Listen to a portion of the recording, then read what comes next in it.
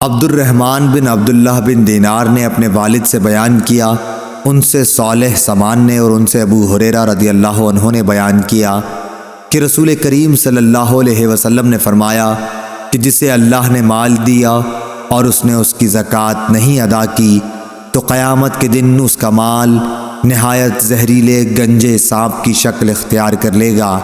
اس کی آنکھوں کے پاس دو سیاہ نقطے ہوں گے جیسے سانپ کے ہوتے ہیں، پھر وہ سانپ اس کے دونوں جبڑوں سے اسے پکڑ لے گا اور کہے گا کہ میں تیرا مال اور خزانہ ہوں۔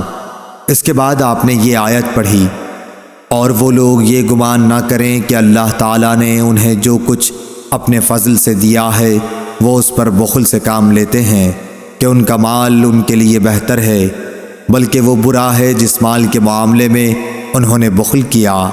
قیامت کے دن اس کا طوق بنا کر ان کی گردن میں ڈالا جائے گا۔ صحیح بخاری حدیث نمبر 1403۔ ابراہیم نے اسود سے بیان کیا اور ان سے عبداللہ رضی اللہ عنہ نے بیان کیا کہ ہم نبی کریم صلی اللہ علیہ وسلم کے ساتھ منا کے غار میں تھے کہ آپ صلی اللہ علیہ وسلم پر سورہ والمرسلات نازل ہونی شروع ہوئی۔ پھر آپ صلی اللہ علیہ وسلم اس کی تلاوت کرنے لگے اور میں آپ کی زبان سے اسے سیکھنے لگا۔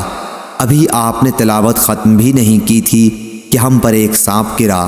نبی کریم صلی اللہ علیہ وسلم نے فرمایا کہ اسے مار ڈالو، چنانچہ ہم اس کی طرف لپکے لیکن وہ بھاگ گیا۔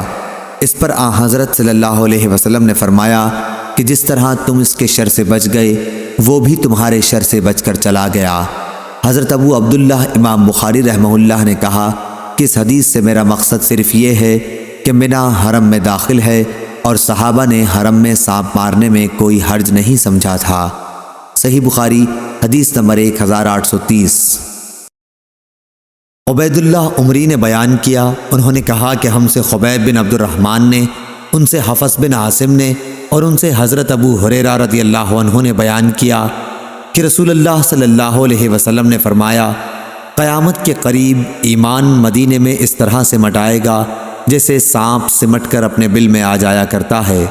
صحیح بخاری حدیث نمبر 1876۔ ابو سعید خدری رضی اللہ عنہ نے بیان کیا کہ حضرت صلی اللہ علیہ وسلم کے کچھ صحابہ رضی اللہ عنہم سفر میں تھے۔ دوران سفر میں وہ عرب کے ایک قبیلے پر اترے۔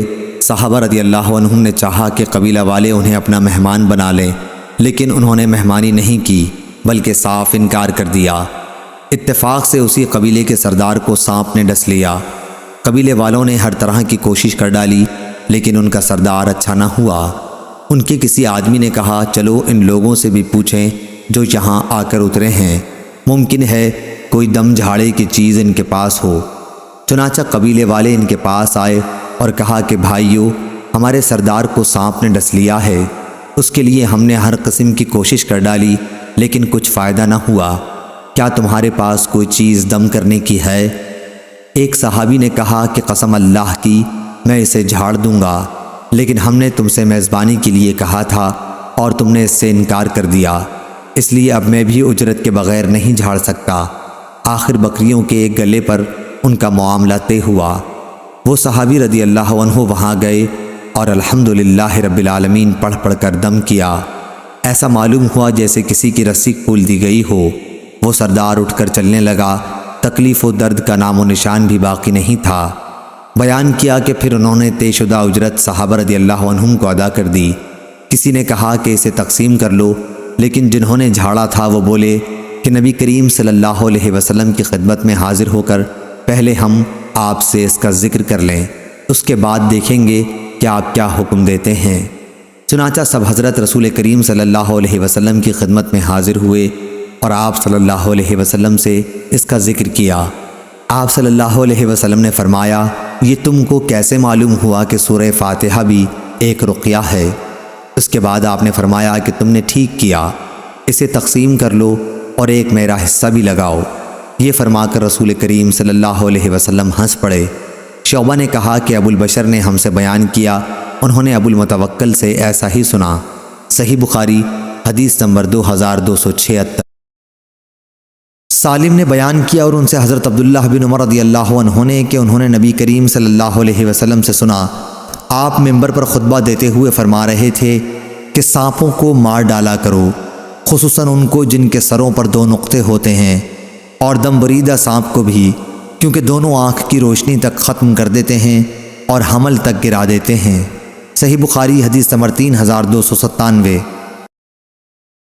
عبداللہ بن عمر رضی اللہ عنہ نے کہا کہ ایک مرتبہ میں ایک سانپ کو مارنے کی کوشش کر رہا تھا کہ مجھ سے ابو لبابہ رضی اللہ عنہ نے پکار کر کہا کہ اسے نہ مارو۔ میں نے کہا کہ رسول اللہ صلی اللہ علیہ وسلم نے تو سانپوں کے مارنے کا حکم دیا تھا۔ انہوں نے بتایا کہ بعد میں پھر آن حضرت نے گھروں میں رہنے والے سانپوں کو جو جن ہوتے ہیں دفتن مار ڈالنے سے منع فرمایا۔ صحیح بخاری حدیث نمبر 3298۔ ابن ابی عدی نے بیان کیا، ان سے ابو یونس قشیری حاتم بن ابی صغیرہ نے، ان سے ابن ابی ملیکہ نے کہ ابن عمر رضی اللہ عنہ سانپوں کو پہلے مار ڈالا کرتے تھے لیکن بعد میں انہیں مارنے سے خود ہی منع کرنے لگے۔ انہوں نے بیان کیا کہ نبی کریم صلی اللہ علیہ وسلم نے اپنی ایک دیوار گروائی تو اس میں سے ایک سانپ کی کینچلی نکلی۔ آپ نے فرمایا کہ دیکھو وہ سانپ کہاں ہے؟ صحابہ رضی اللہ عنہم نے تلاش کیا اور وہ مل گیا تو آپ نے فرمایا کہ اسے مار ڈالو، میں بھی اسی وجہ سے سانپوں کو مار ڈالا کرتا تھا۔ صحیح بخاری حدیث نمبر 3310۔ عبد الرحمن بن عبداللہ بن دینار نے بیان کیا، ان سے ان کے والد نے، ان سے ابو صالح نے اور ان سے حضرت ابو ہریرہ رضی اللہ عنہ نے بیان کیا، رسول اللہ صلی اللہ علیہ وسلم نے فرمایا، جسے اللہ تعالیٰ نے مال دیا اور پھر اس نے اس کی زکوٰۃ نہیں ادا کی تو آخرت میں اس کا مال نہایت زہریلا سانپ بن کر جس کی آنکھوں کے اوپر 2 نقطے ہوں گے اس کی گردن میں توق کی طرح پہنا دیا جائے گا۔ پھر وہ سانپ اس کے دونوں جبڑوں کو پکڑ کر کہے گا کہ میں ہی تیرا مال ہوں، میں ہی تیرا خزانہ ہوں۔ پھر آپ نے اس آیت کی تلاوت کی، اور جو لوگ کہ اس مال میں بخل کرتے ہیں جو اللہ نے انہیں اپنے فضل سے دے رکھا ہے، وہ یہ نہ سمجھیں کہ یہ مال ان کے حق میں بہتر ہے، آخر تک۔ صحیح بخاری حدیث نمبر 4565۔ یحییٰ بن آدم نے خبر دی، انہیں اسرائیل نے، انہیں منصور نے یہی حدیث، اور اسرائیل نے اس حدیث کو عامش سے، انہوں نے ابراہیم سے، انہوں نے علقمہ سے، انہوں نے عبداللہ بن مسعود رضی اللہ عنہ سے بھی روایت کیا ہے، اور یحییٰ بن آدم کے ساتھ اس حدیث کو اسود بن عامر نے اسرائیل سے روایت کیا، اور حفص بن غیاث اور ابو معاویہ اور سلیمان بن قرم نے عامش سے، انہوں نے ابراہیم سے، انہوں نے اسود سے روایت کیا۔ اور یحییٰ بن حماد شیخ بخاری نے کہا، ہم کو ابو عوانہ نے خبر دی، انہوں نے مغیرہ بن مقسم سے، انہوں نے ابراہیم سے، انہوں نے علقمہ سے، انہوں نے عبداللہ بن مسعود رضی اللہ عنہ سے، اور محمد بن اسحاق نے اس حدیث کو عبد الرحمن بن اسود سے روایت کیا، انہوں نے اپنے والد اسود سے، انہوں نے عبداللہ بن مسعود رضی اللہ عنہ سے بیان کیا۔ ہم سے قتیبہ بن سعید نے بیان کیا، کہا ہم سے جریر نے بیان کیا، ان سے عامش نے، ان سے ابراہیم نے، ان سے اسود نے بیان کیا، اور ان سے حضرت عبداللہ بن مسعود رضی اللہ عنہ نے بیان کیا کہ ہم رسول کریم صلی اللہ علیہ وسلم کے ساتھ ایک غار میں تھے کہ آپ پر سورہ والمرسلات نازل ہوئی، ہم نے اسے آپ کے منہ سے یاد کر لیا، اس وحی سے آپ کے دہن مبارک کی تازگی ابھی ختم نہیں ہوئی تھی کہ اتنے میں ایک سانپ نکل پڑا۔ حضرت صلی اللہ علیہ وسلم نے فرمایا، اسے زندہ نہ چھوڑو۔ بیان کیا کہ ہم اس کی طرف بڑھے لیکن وہ نکل گیا۔ اس پر حضرت صلی اللہ علیہ وسلم نے فرمایا کہ تم اس کے شر سے بچ گئے اور وہ تمہارے شر سے بچ گیا۔ صحیح بخاری حدیث نمبر 4931۔ ابو نعیم نے بیان کیا، کہا ہم سے عبد الواحد بن ایمن نے، کہا کہ مجھ سے ابن ابی ملیکہ نے، ان سے قاسم نے اور ان سے عائشہ رضی اللہ عنہا نے کہ نبی کریم صلی اللہ علیہ وسلم جب سفر کا ارادہ کرتے تو اپنی ازواج کے لیے قرعہ ڈالتے۔ ایک مرتبہ قرعہ عائشہ اور حفصہ رضی اللہ عنہا کے نام کا نکلا۔ حضور اکرم صلی اللہ علیہ وسلم رات کے وقت معمولاً چلتے وقت عائشہ رضی اللہ عنہا کے ساتھ باتیں کرتے ہوئے چلتے۔ ایک مرتبہ حفصہ رضی اللہ عنہا نے ان سے کہا کہ آج رات کیوں نہ تم میرے اونٹ پر سوار ہو جاؤ اور میں تمہارے اونٹ پر، تاکہ تم بھی نئے مناظر دیکھ سکو اور میں بھی۔ انہوں نے یہ تجویز قبول کر لی اور ہر ایک دوسرے کے اونٹ پر سوار ہو گئیں۔ اس کے بعد حضور اکرم صلی اللہ علیہ وسلم عائشہ رضی اللہ عنہا کے اونٹ کے پاس تشریف لائے۔ اس وقت اس پر حفصہ رضی اللہ عنہا بیٹھی ہوئی تھیں۔ حضرت صلی اللہ علیہ وسلم نے انہیں سلام کیا، پھر چلتے رہے۔ جب پڑاؤ ہوا تو حضور اکرم صلی اللہ علیہ وسلم کو معلوم ہوا کہ عائشہ رضی اللہ عنہا اس میں نہیں ہے۔